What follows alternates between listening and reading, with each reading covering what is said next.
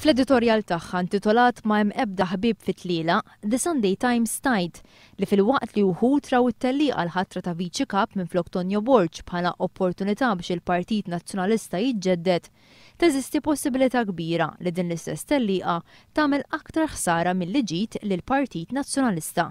Il-bot minn ħafna kliem sabiħ ta' tellieqa bejn il-ħbieb u minkejja ħafna wedit li l-kampanja se tkun waħda ġusta, The Sunday Times tajt li t-tellieqa bejn Tonio Fenek u Simon Busuttil se tkun tellieqa miġġielda b'mod qawwi li se twassal biex tbenġel lill-Partit Nazzjonalista f'dan il-mument delikat.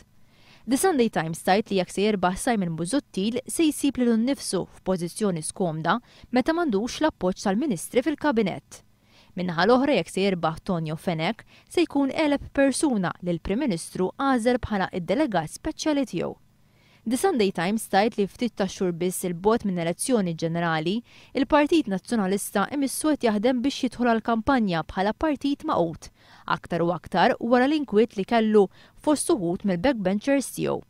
Minflok iżda l-Partit Nazzjonalista qed jirriskja li joħloq aktar firdiet fiħdanu, item jgħid The Sunday Times fl-editorjal tiegħu. Sadan it-tant il-gazzetta Malta Today ukoll titkellem dwar il-qasma li hemm bħalissa fiħdan il-Partit Nazzjonalista fid-dawl tat-tellieqa biex jinħatar Viċi Kap minflok Tonio Borg. Malta Today issemmi kif numru kbir ta' ministri u deputati qed jappoġġjaw lill-Ministru Tonio Fenek waqt li fl-istess ħin Simon Busuttil għandu wkoll appoġġ minn nies oħra fiħdan il-Partit Nazzjonalista.